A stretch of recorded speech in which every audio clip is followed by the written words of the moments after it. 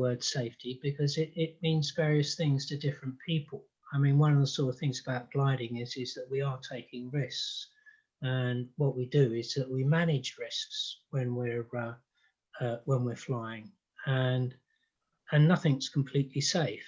So rather than sort of putting safe mounting soaring, what I thought we'd do for is exploring the mountains in thermal, which is a slightly different outlook. And starting off with this picture, this is Loch Hoy, which is to the northwest, pretty well north of Fort William. And I mean, that's just stunningly beautiful. And that is what I consider to be a perfect gliding day. Because soaring in the mountains is difficult. Essentially, it's not that different to flying down south, except we've got bloody mountains in the way, and they give really good soaring conditions. And to me, that's pretty perfect because there's very light winds there, which means the thermals are not going to be twisted at all. And that's pretty classic, but we don't. I'd say we only get that about three times a year. So the way we're going to do this talk is basically a bit of an introduction. I'm going to get Kate and John to describe a flight that they did a few years ago because it's quite interesting from different perspectives, and then Phil's going to have a chat about field landings or the field database. Again, if we don't get through all the slides this time, then we'll just carry on the conversation at a later point. Now, initially, it's going to be myself, Kate and John talking and Phil talking, but we'll stop at every few minutes or 10 minutes or 15 minutes so that people can ask questions. And I think the best way to do that is through the chat box. There's obviously going to be a few mistakes as we go along, but this is not, this is all about learning. So just carry on. Oh, hang on a minute. Why is this not working?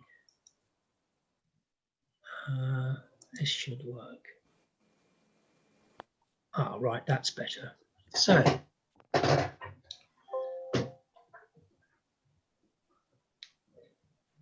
there's a lot of stuff going on here. I can't see what I'm actually writing. So what it is we're going to initially start off with an introduction to the mountains, as I say.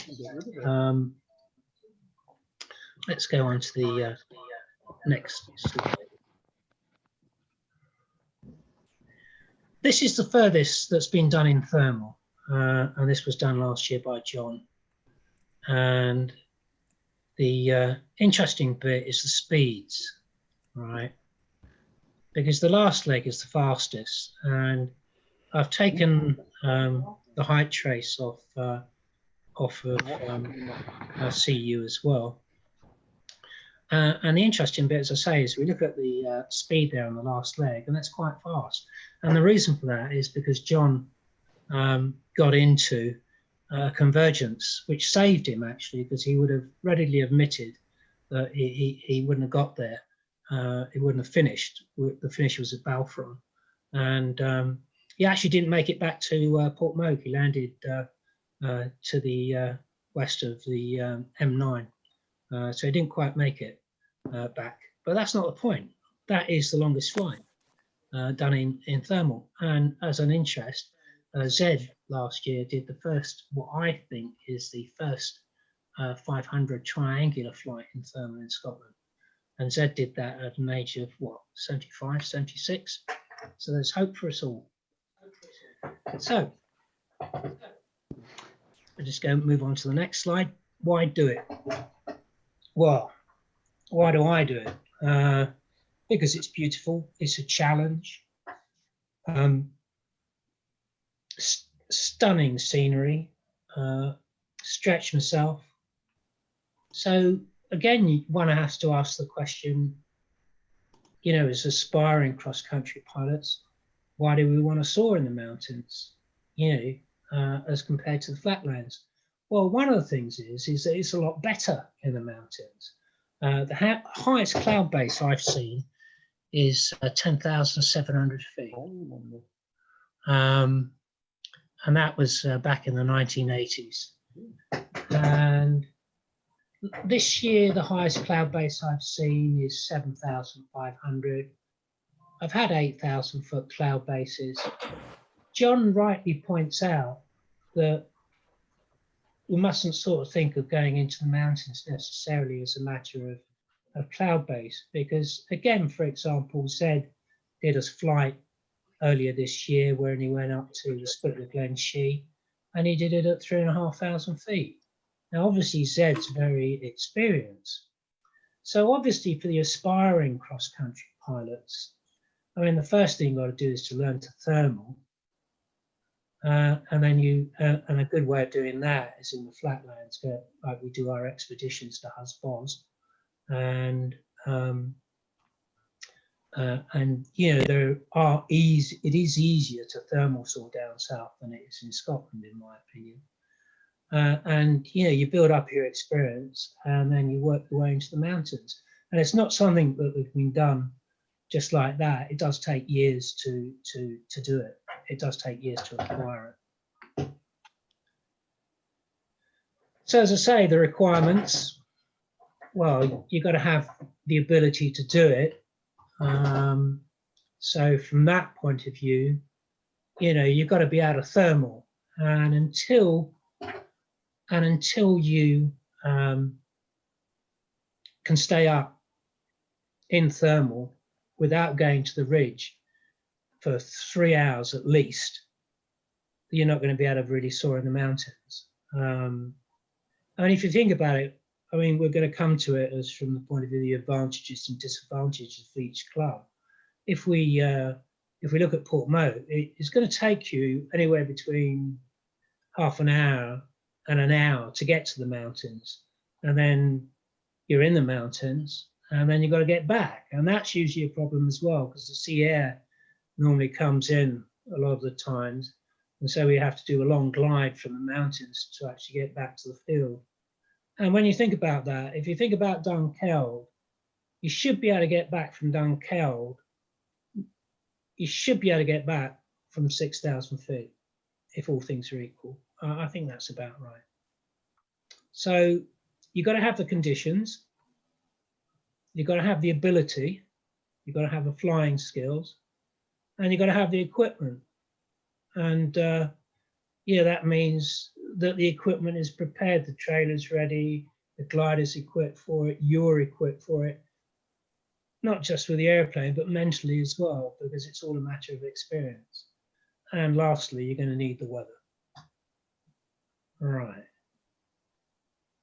And as I say, the most important thing is the right mindset.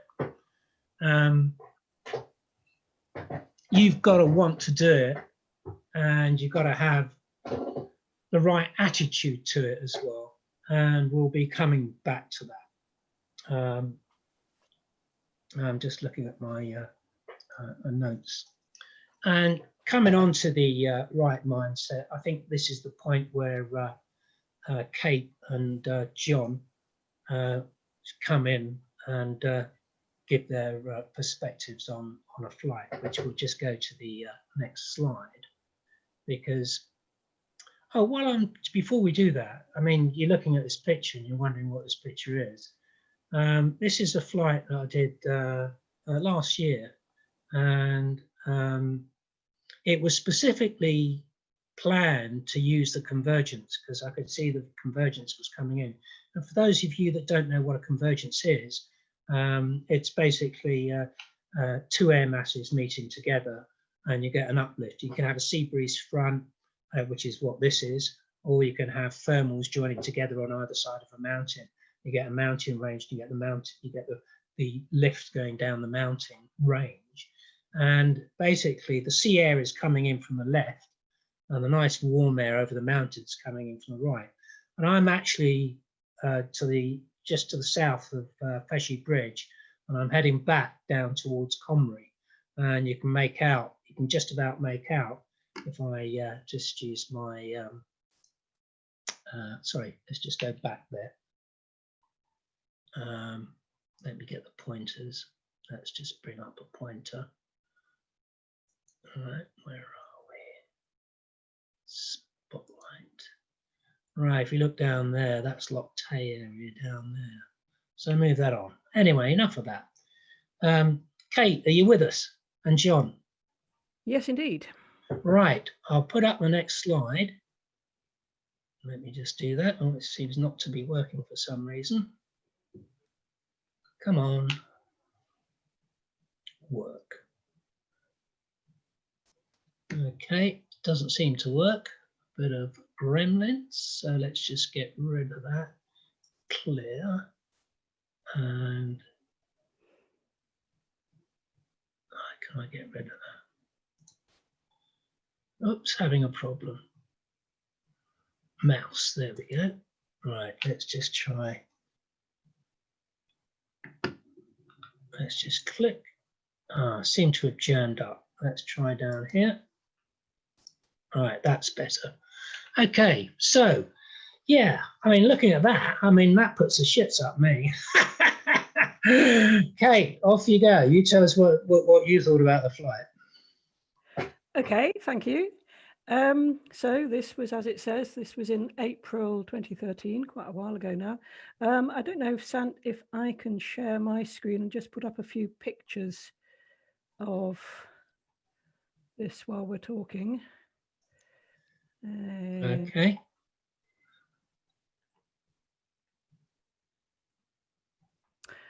Okay, so I've just put up the pictures I took during the flight. There's a map of where we went. John's glider was out of commission, and during that summer, he very kindly flew quite a lot of people in the club on cross-country days in the club DG 505. And I happened by sheer good luck to go on this day when it was possible to go to Loch Hoich, beyond the Great Glen, across to Rhynie, which is north of Aboyne, and home again. And you can see from that that the last leg was the struggle to get back. So I'm just going to sort of roll through these pictures that I took while I'm talking. I mean, the main thing I would say is if you get, as a budding cross-country pilot, if you get the opportunity to fly with someone like John on a day like this, then always, just don't hesitate. It's such amazing fun, and it is so much more relaxing when you are the P2 and somebody else has to worry about the fact that, the cloud base isn't that high and things like that.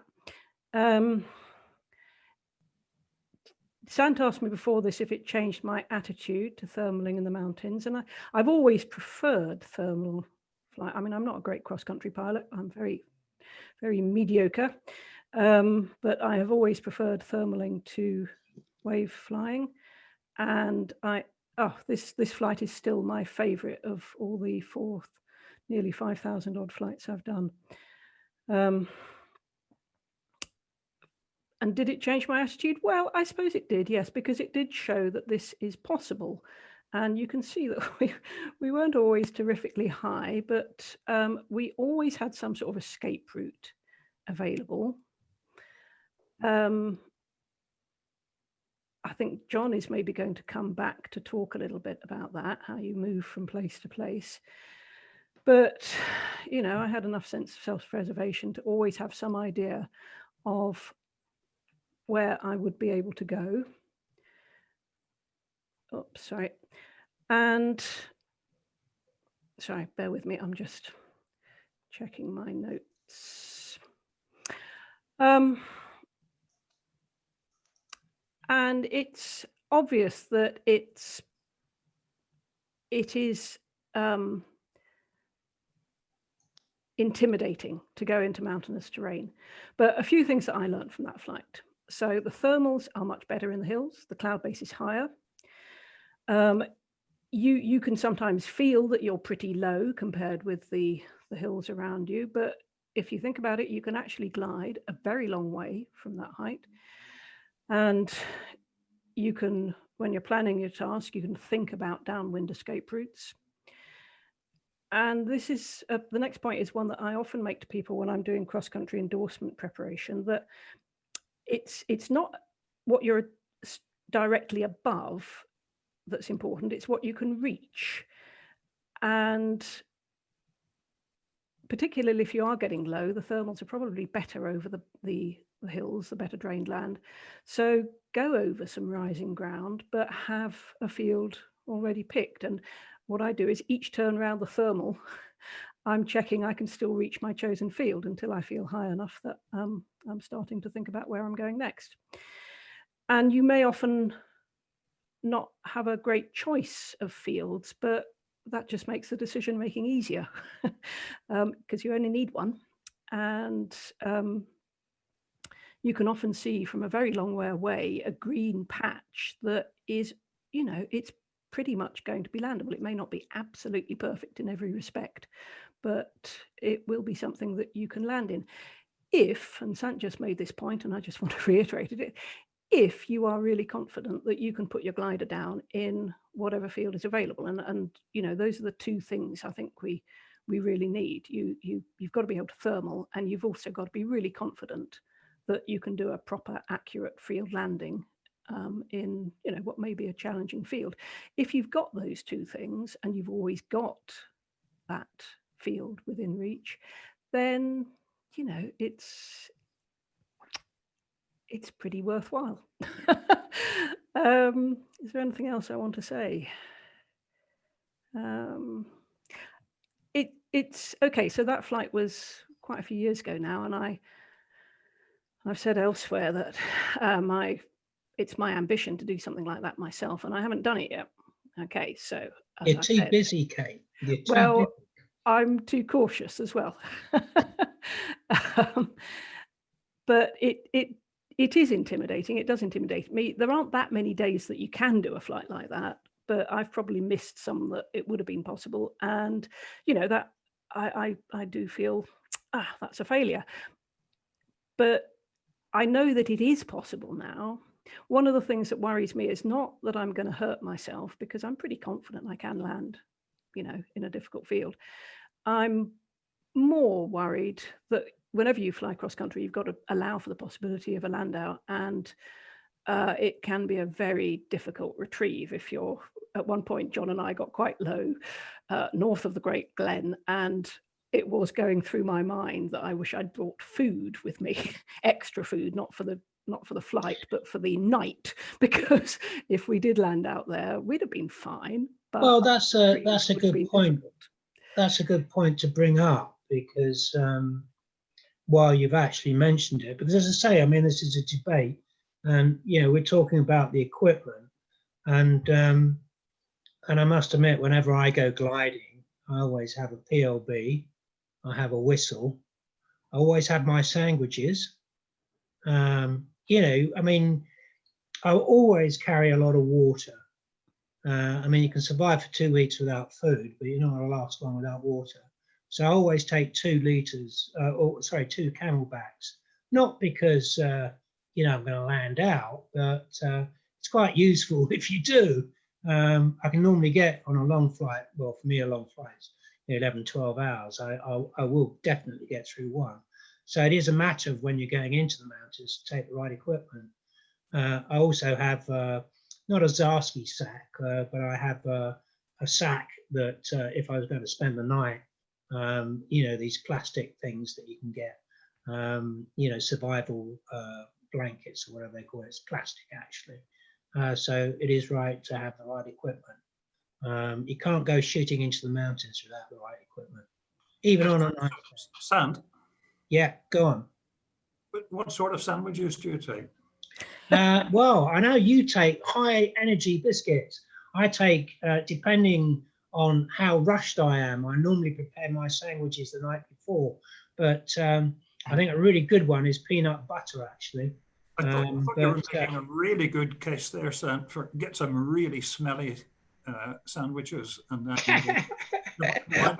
dogs will find you that much quicker. Yes, well, yes.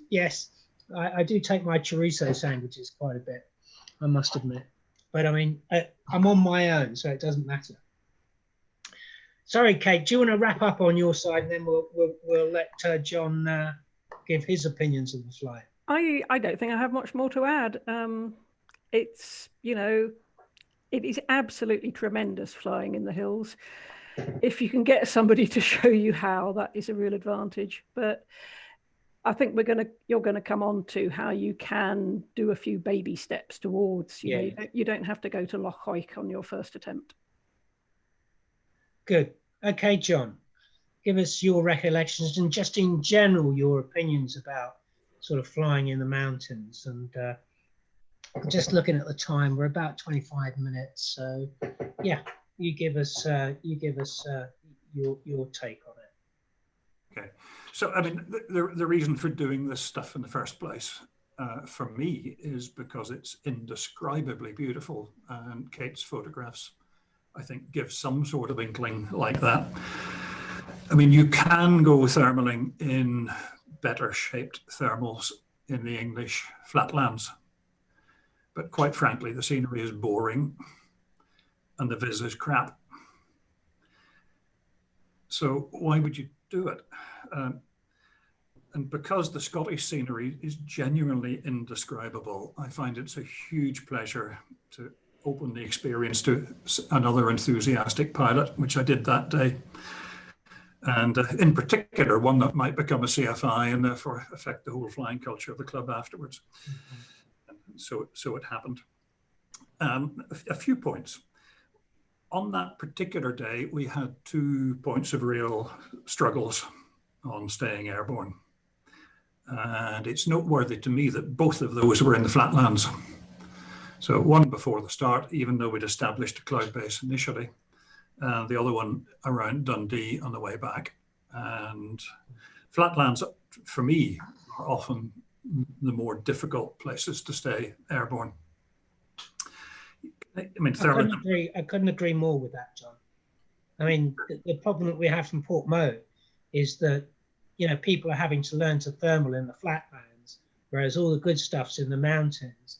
And, you know, for the early solo cross-country pilots that are trying to do it in thermal, your experience levels will be greatly enhanced if you go down to Husbos or, you know, like the expeditions and so on, you know, and do and practice cross-country flying down south, because it is an acquired art in the mountains. Sorry, I'm interrupting, John.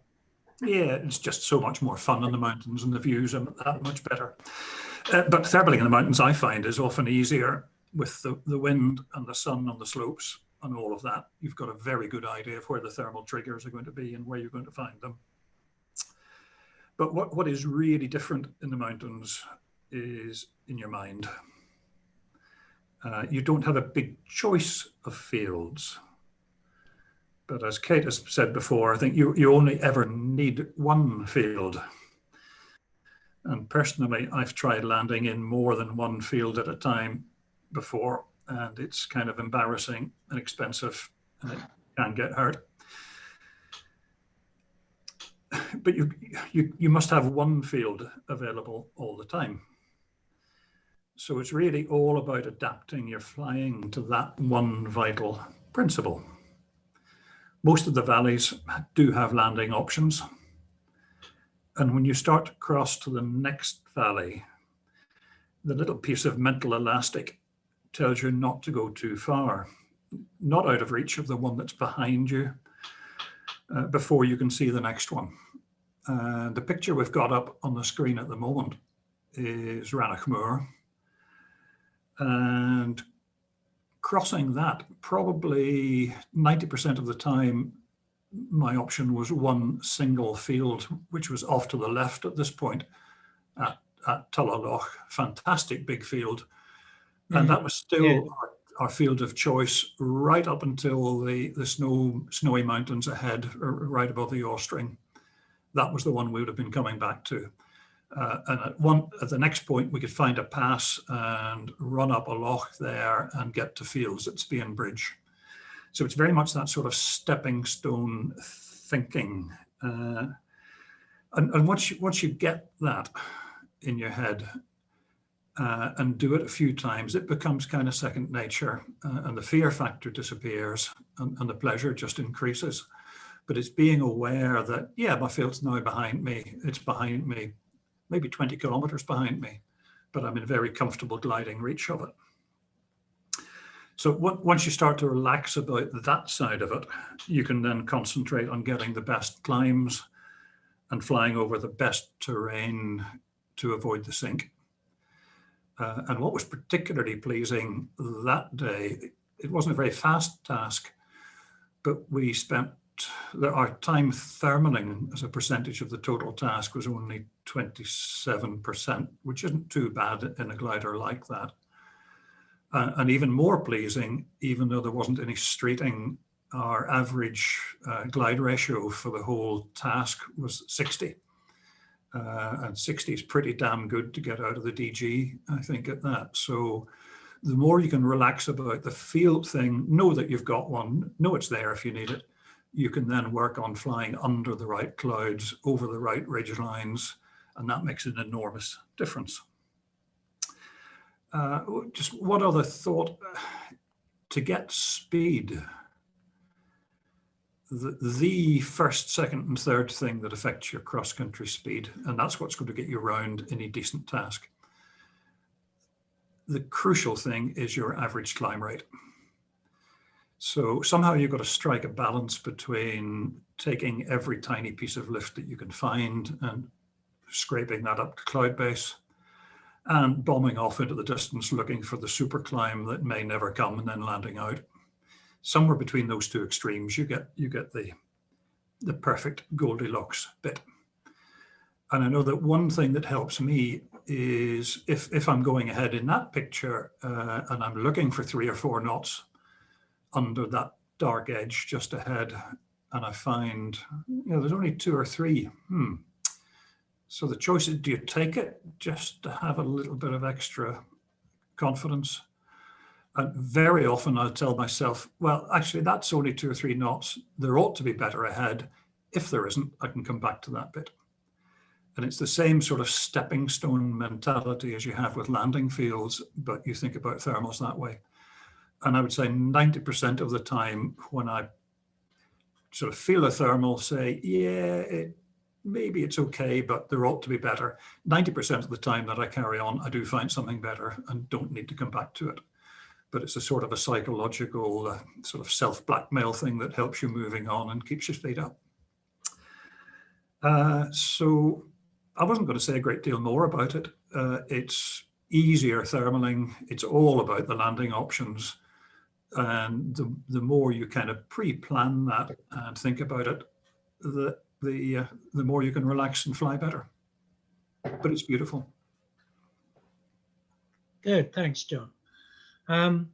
What we'll do is I'll just bring up, because it's the next slide, because that's really covering to a certain degree what we've been talking about.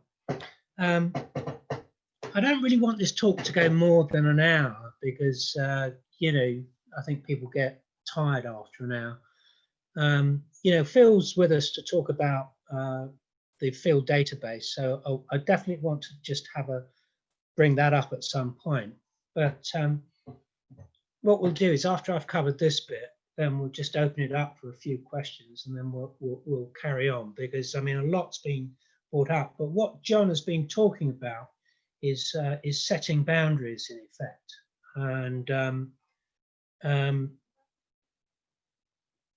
and it really is a matter of the underconfident person is going to set a low boundary, whereas the confident person is going to set a higher boundary. And what we're doing when we're flying gliders, or when we're ever doing anything, is we're extending our boundaries, and we gain experience. We push a little bit further. Sometimes we, overdo it a bit. And the important thing is to overdo it a bit, not so that it's dangerous, but it's just like, for example, you land out. And to me, landing out is not a sign of failure at all.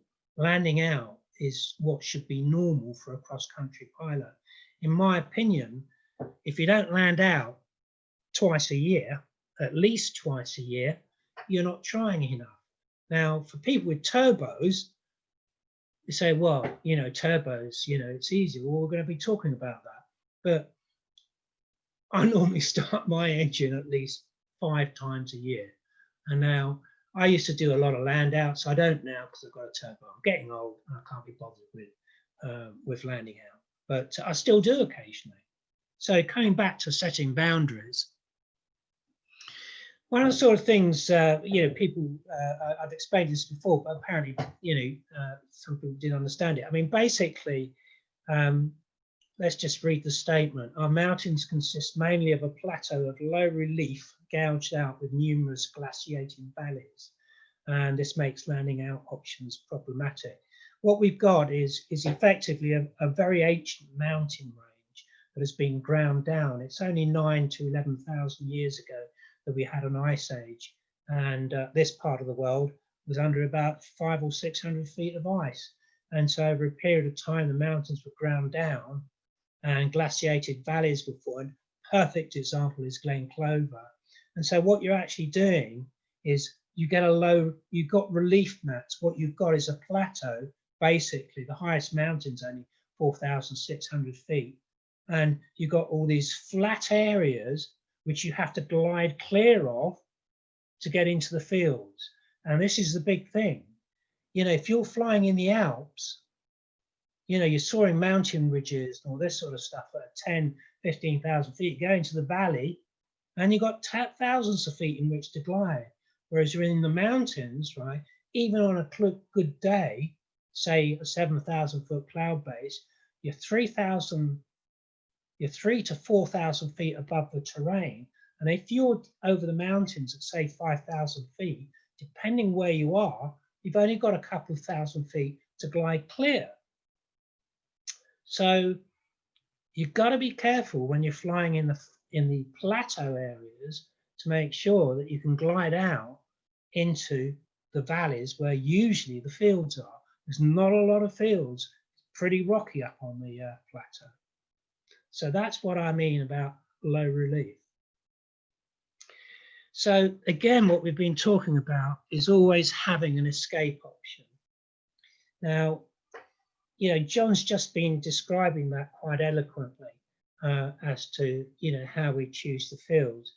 And I was actually having a conversation with Phil earlier today, and we were talking about an article that appeared, and Phil may elucidate on it a wee bit more, that came out in 2016 in the April-May, I think, edition of Sailplane and Gliding, which is about adventurous landouts. And basically the point that's being made is to think about things logically. You have a logical plan. Now, if you take a glider, and let's just take, I mean, John's is obviously a high performance, you know, a glider, but let's just take my glider, which has got a glide angle of 1 in 42. Now, yeah, a lot of people are flying Pegasus, you know, DG 300s, stuff like that. So if we say we've got a glide angle of 1 in 40, right? What we're saying is for 6,000 feet still air, we can glide 40 miles, right? So for 3,000 feet, we can glide 20 miles. For 2,000 feet, we can glide, let me just work that out. That will be about 16 miles, 16, 17 miles. Now that's still air.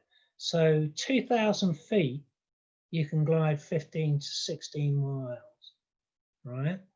Now, obviously, you've got to have 1,000 foot for planning your circuit. So actually, from 2,000 feet, you've only got, what's that? So we're looking at 8.5, 9 miles. But that's in both directions. So even from 2,000 feet, we can glide, say 7 or 8 miles, 16 miles either way. And there's a bloody good chance there's going to be a field in there. But that's where planning comes in, all right? Now we're going to be talking about entry routes into how we explore, how we generally explore the mountains. And to be quite frank, I don't think we're going to get there today, because I don't think that's really, we're not here to rush through things. We will continue if people are interested in this conversation over the next few weeks, ideally in time so that Phil can talk about tepigrams, which again is gaining knowledge. So risk management, always having an escape option.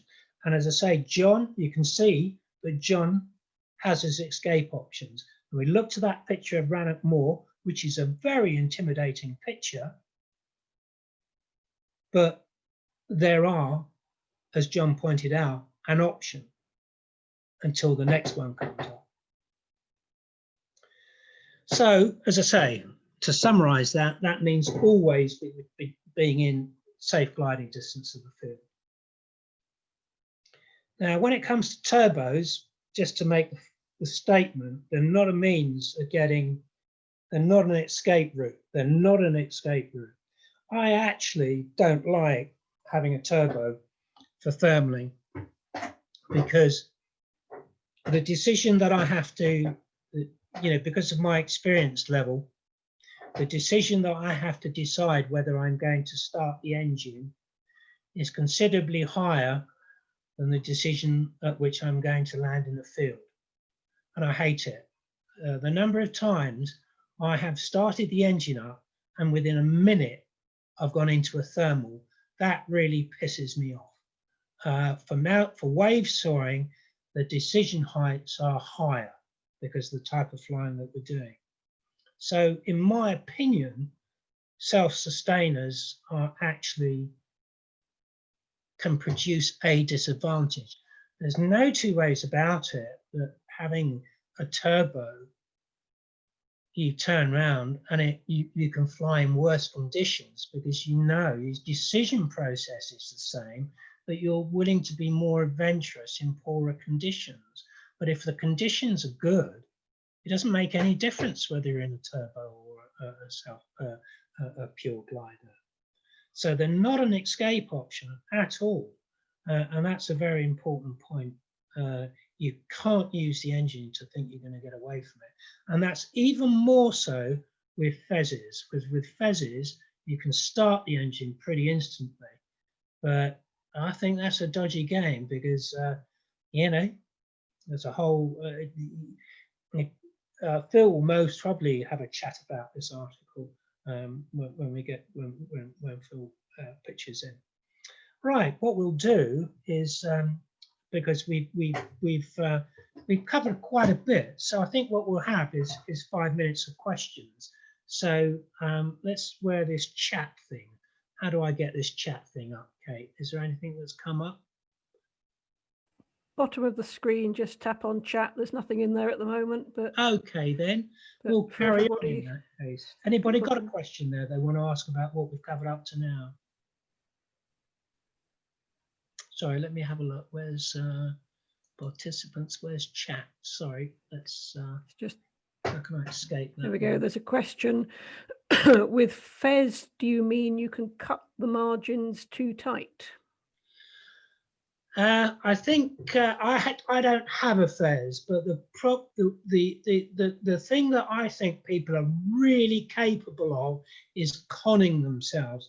I can remember when I was stuck up at Glenalmond, and I was on a ridge at Glenalmond, and it was quite safe because the wind was blowing there, and I was just waiting for a thermal to come along and get me away. And I could see this field down there, and I was looking at it, and I thought, oh, that's my landing field. And I thought, is that really your landing field? Are you really, really going to land in that field?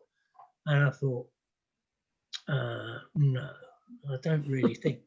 That field, if I'd have landed it, I would have created some damage to the glider.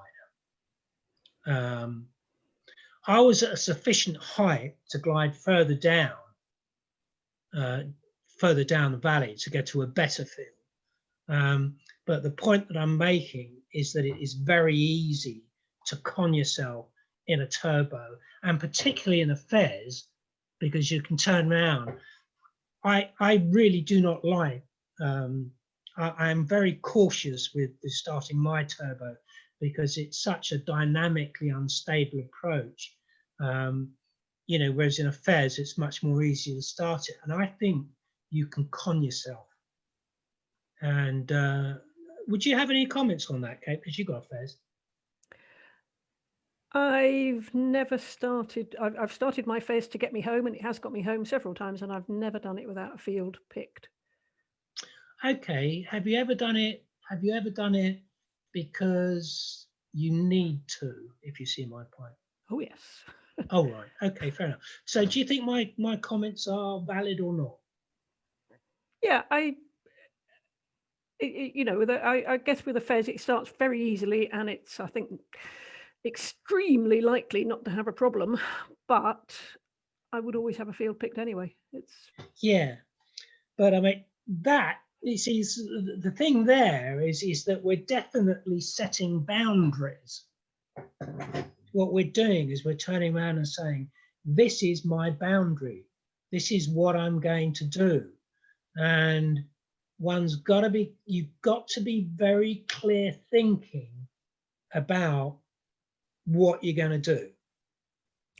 Yeah, I can say the boundary is lower with a fez. I mean, when I've been on a marginal final glide, for example, my rule, and I remember doing this at Husbos, where almost every field you went over was cut stubble, and it was, you know, the only difficulty was choosing which of these superb fields was the best.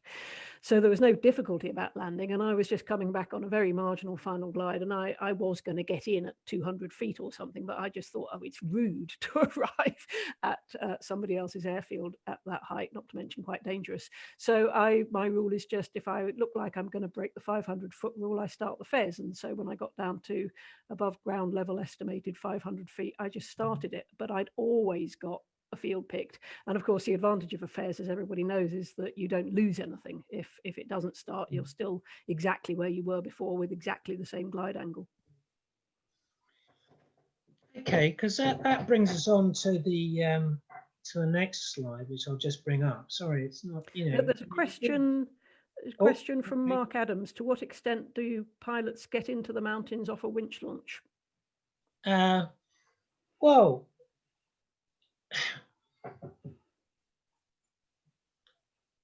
Well, you've got to get into a thermal, and one of the sort of things, one of the things about that is that Portmau is in a bowl, and so it takes longer for the thermals to start up around the Portmau area. Whereas, and we're going to be talking about this later, whereas if you take an aero tow to the Oak Hills, that's going to be working earlier than over the field. It all depends on how much time you've got, and that's where it comes into planning. Because if I might digress a little bit, one of the things you do when you're planning flights, you say, how fast am I going to go, right? And if it's a bad day, I look on 65 kph, and then I set my task. You look at the day and you say, how much can you do? Now, you can, you know, there are days when the thermals are coming off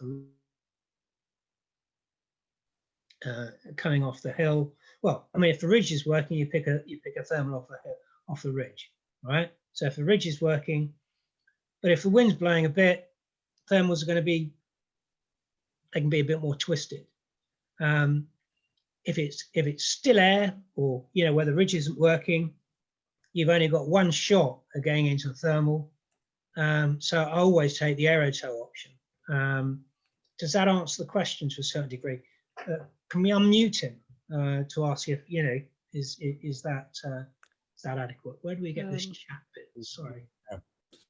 I've just added to the chat that I think the flight John did with me was from a winch launch, and I don't think we went to the ridge at all. Well, there you go. Yeah, I would confirm we didn't go to the ridge, but I think that one was an aero tow. We tried a previous one, scratching away from the winch. So essentially, it's if the wind's blowing on the hill and the thermal's popping on the hill, it's dead easy. The critical thing is get yourself to cloud base once, get a feel for the thermals, and then move on, I would suggest. Yeah, it just takes a lot more time, I guess. Indeed. So, I mean, at the risk of that being a sidetrack, I'd suggest we get on to talk about fields. But yeah. Well, yeah. I tell you what, can we let me just have a look and see what we're going to do. All right. What we'll do actually, because we're coming up to 50 minutes, we're going to go through and we can come back a bit, because I want to get Phil in, because again, you know, this is going to take a wee bit of time. So I'll just bring up this picture and let's go from current slide. Now this is up at Glen Lyon, and we've got the fields around this area here. Can you see my pointer? Can you see my pointer? Yes. Yeah, okay. So those are the fields there, and they're perfectly landable. And basically you're effectively ridge sawing, and then you just turn in and land in these fields here. And they're in the database, and it looks intimidating, but it's not actually. Those fields are no bigger than, you know, or as big as those in the south field or landing in a northeasterly direction, which again, we can talk about in the future.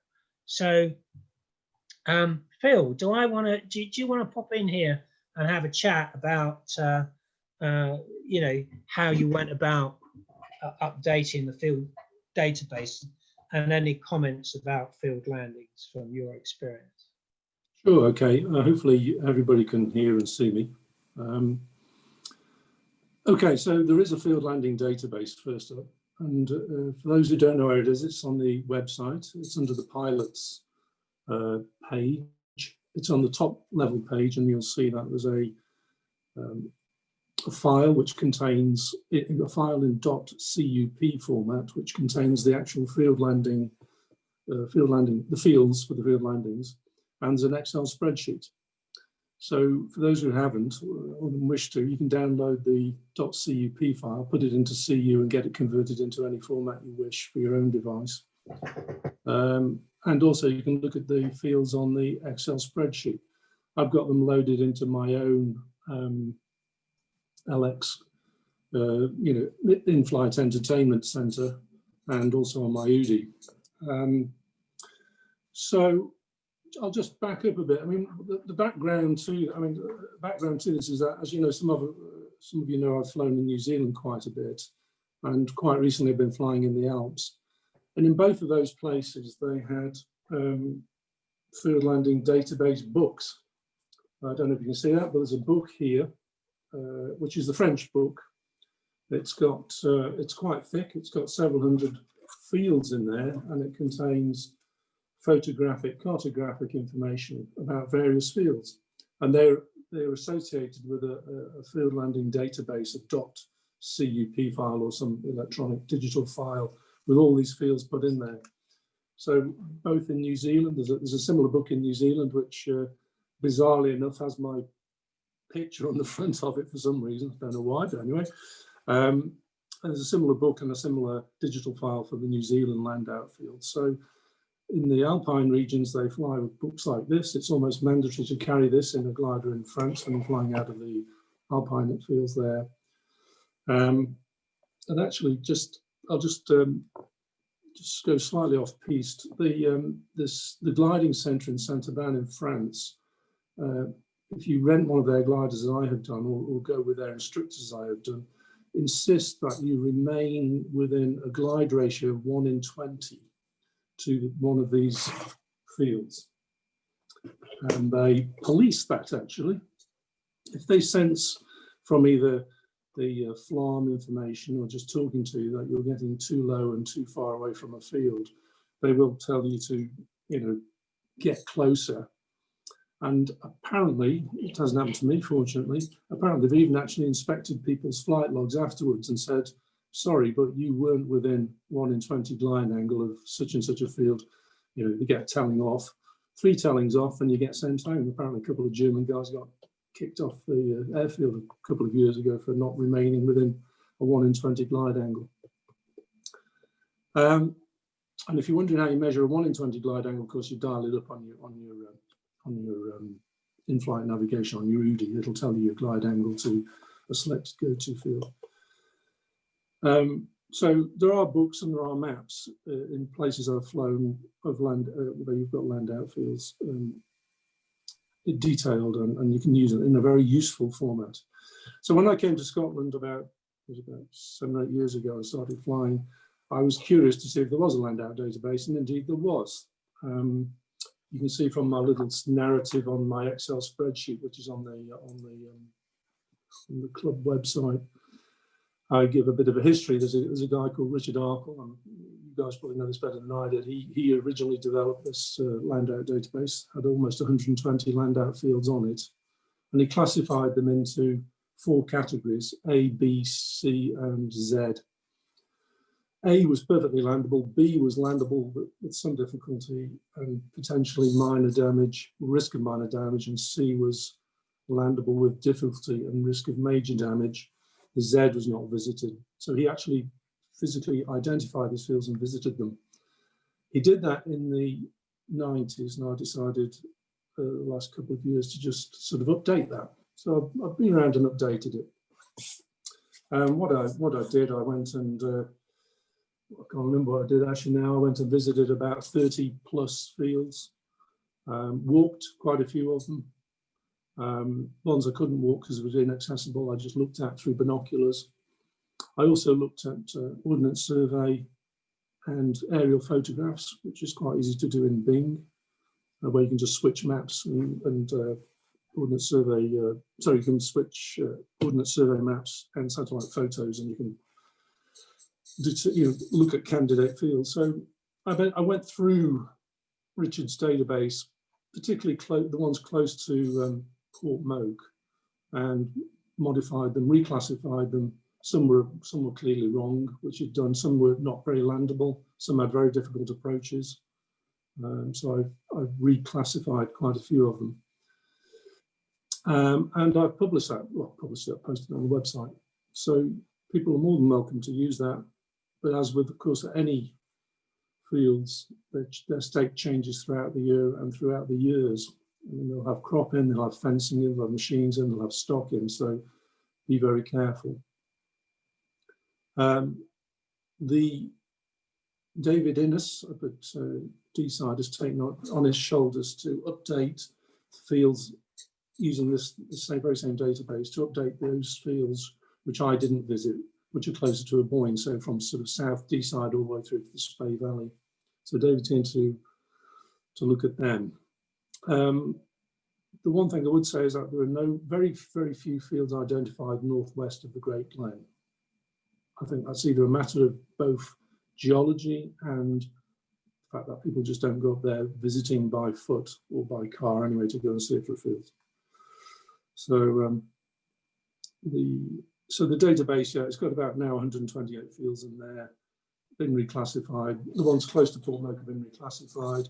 They often occur in groups, so that if one of them is not landable for one reason or the machinery or bales or something like that, there's one nearby which may well be. So they're all in there and they're all useful, actually, hopefully. So, a couple of other points I'd like to make is that what else would I like to make? Just let me check my notes out here.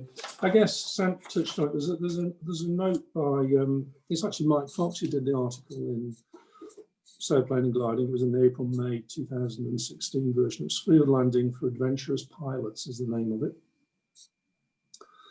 And it's about, Mike interviews G. Dale, who's a very, very, very, very experienced mountain pilot, and Andy Davis, who's multiple world champion in gliding, and asks them about field landings, particularly over inhospitable or difficult terrain. And the takeaways from that paper is that they always have a plan for the flight, a plan which is flexible, and the plan always includes fields and field options.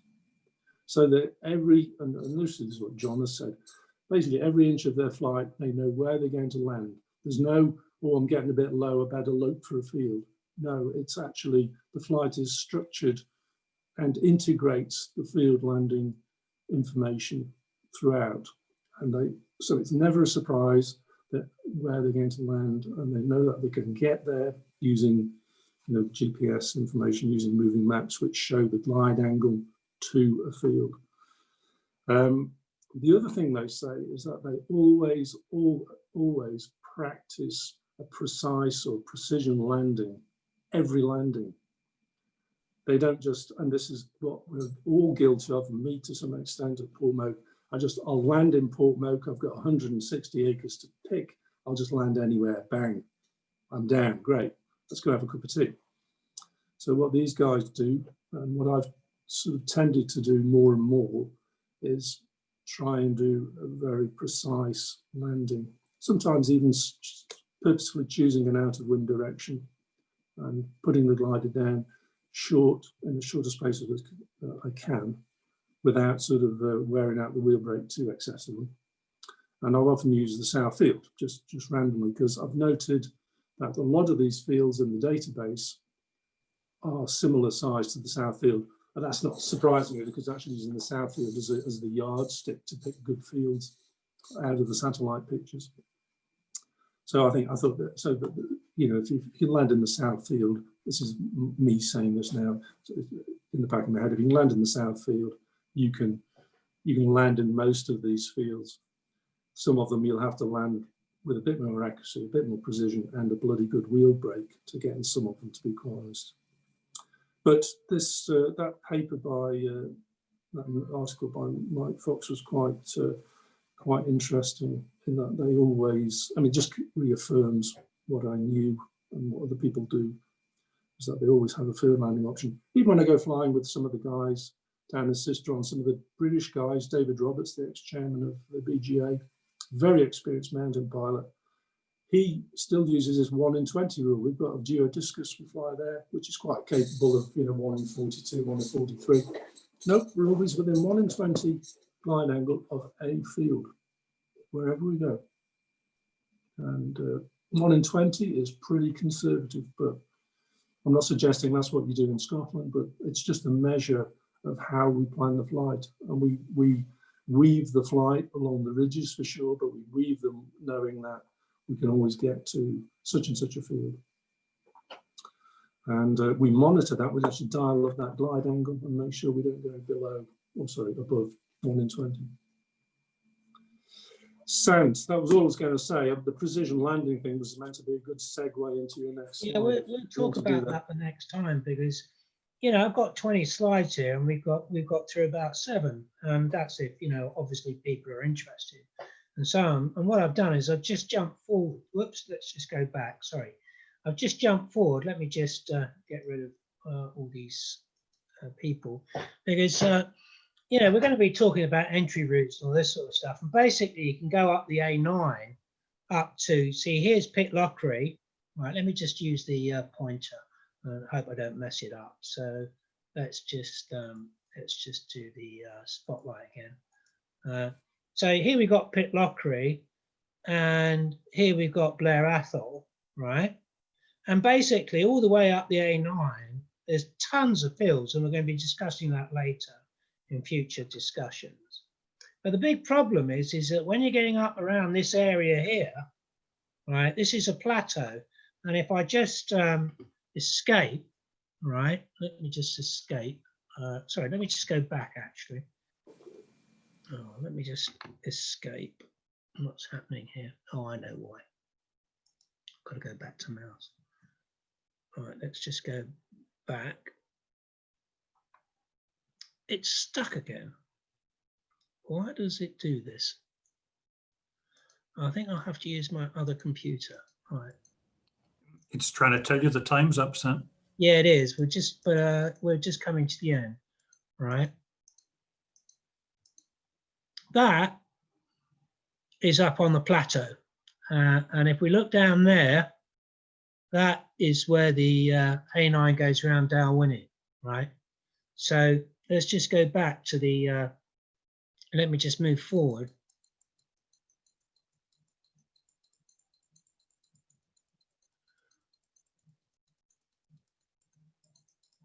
Those are all things that we'll talk about next week or next time, right?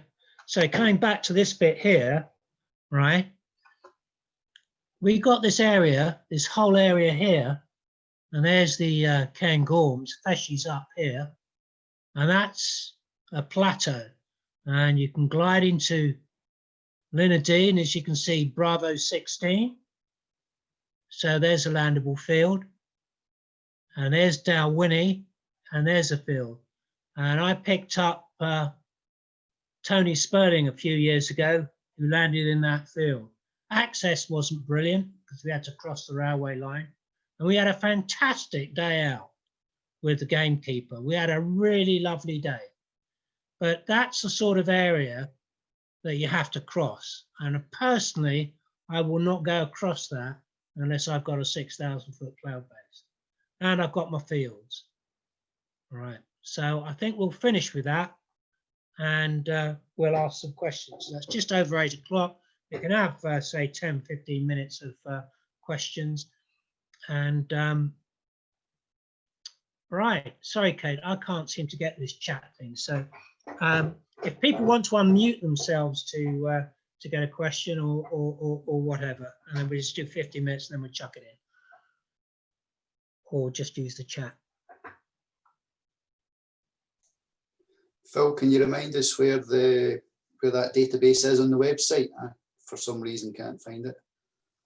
Yeah, okay. I'm not surprised you can't find it, Graham, because if you go to the top, the website, the home page, and click on the pilots thing, it's not on part of the drop-down menu. Just click on pilots and bring up the pilots page. You'll see Scottish Land Outfields database, CUP file and an Excel file. That's on the topmost page of the pilots area. So it's not, you don't go to any one of the drop-down menu options under pilots. Just click pilots and then the page it brings up. There's a cut file there already, which is brilliant. Yeah, that's it. And the Excel file's got the chat in it, and it's even got all the various, it's got the coordinates in various formats as well. So have a read of the Excel file as well. There's some disclaimers in there as well, So, yeah. Graham, are you on today? Are you on this talk? Am I on this talk? Which one, sorry, Sam? Is Graham Fraser here? Yes. Right, what do you think of what we're doing so far then, Graham? Because you instigated this. That's rubbish. Good, that's it, that's what I want. No, I think it's, I have nibbled around the edges of the mountains for years. Made it as far as Inverness once, up through Feshy and all the rest of it. I think it's very, very intimidating. Done a little bit in the Alps, and I think in many ways it's easier because you're higher. There's more escape routes, more airfields. But the Scottish mountains and choice of fields are probably the one thing that holds me back. So having a land out database, I didn't know we had that. I think that's fantastic. So yeah, thank Phil for instigating that. Well, we haven't scheduled a meeting next, but we'll see what the feedback is on this and continue it on. I much prefer it's a bit more chaotic's not the right word. It's not but the thing is that this is a discussion. How the bloody hell do we do it, and all the rest of it? And it is intimidating. I don't dispute that. And but you can have such fantastic fun, and the lift is bloody great. But you can also get yourself into trouble, and it does need a certain amount of self-discipline and setting these boundaries and having a logical plan. Yeah, any other comments at all? Anybody wants to make any or any questions? There's a comment in the chat saying maybe an expedition to Feshy is the answer because you're already in the mountains there. Well, that's one of the things that I was going to bring up, which we can have in a greater conversation next time, because we're going to look at the advantages and disadvantages of each site. I mean, the one advantage that we've got is, from the soaring point of view, is that we are surrounded by flat areas, and so we've got pretty good we got pretty reasonable fields. The disadvantage is the lift isn't, or the thermal's not as that great. Now, I was a member at a Boyne for a long time, and I had some lovely soaring flights, thermal soaring flights. But the problem is that you know, you go straight into the mountains. And I prepared a picture for that, and we can talk about it later, the next time we meet. But yeah, Feshy, I would say Feshy is actually the best thermaling site in the country, with a Boyne second and us third. Easterton, you know, it suffers from sea breezes, but in order of excellence for thermals, I'd say Feshy, a Boyne, us. We've got to get to the mountains, but we've got the Ockhills that can act as ladders to get into the mountains, which again we can talk about. Would you dispute that, John, just as a matter of interest? Don't hesitate going into the mountains, but you're forgetting about Dumfries, which I've turned a couple of times in the LSA. Oh, yeah. As a thermal turning point, but yeah. that's involved from another perspective. Yes. Well, that's down south. But we've got the TMA from that point of view, which is a bit of an issue, but we'll leave that for another thing. Sant, there's another comment in the chat. Would like focus on how you plan. Well, I am. I mean, possibly for the next one. Let's put it this way: we've got all winter. We've got all winter to go through this, right? And if you think about what I did for the BGA, which was an overview of wave soaring, then we looked at the Met, then we did airways, but airways is not relevant to a large degree unless you're going to cross the TMA, which most people are not going to do. And then it's planning a task, because you can't plan the task. You know, so the order of progression is the overview, which we're still doing, because if you look up this side here for the next time, right? This is what, you know, the next slide was, you know, what are your fears? Because you've got to discuss what your fears are, how we start doing things, planning. We've gone briefly into field landings, and then we're going to talk about practicing field landings at the club. This is what we're going to be doing next time. And then we've already spoken about Feshy, Boyne and Portmo. And then we're looking at the planning areas, you know, how you get into the mountains, how do you explore it? We're talking about a Boyne. I flew from a Boyne. That's how I explored the mountains. I went from there to there, right? This area's shit. And then what it's like, what it looks like, because it is intimidating, how we do it from Portmo and so on. So essentially it's the same format as for the BGA talks, but we're looking at it from thermal. And, you know, hopefully, you know, the team, we can all contribute from that point of view. That's what I'd like, says he, grabbing everybody in. So how long is that? That's 1 hour, 10 minutes. Anything else? Right, okay. There's a lot of Zoom things on the schedule at the moment. We'll have a chat together, and we'll see how, you know, when we can schedule the next one in.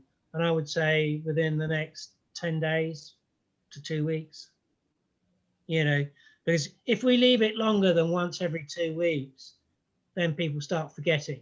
I don't know what the general consensus, because quite frankly, if you think it's rubbish, then say so, because it does require, you know, a bit of effort to get it all sorted. So with that, we'll say good night. Is that it? Great. Good night. Thank you very much. If you can't see the chat, Sant, lots of people saying thank you. Okay, that's great. See you soon, chaps and chappette. Thank you. Yeah, no sweat, man. Thanks, Sant. Thanks. Goodbye. Bye-bye. Cheers, Sant.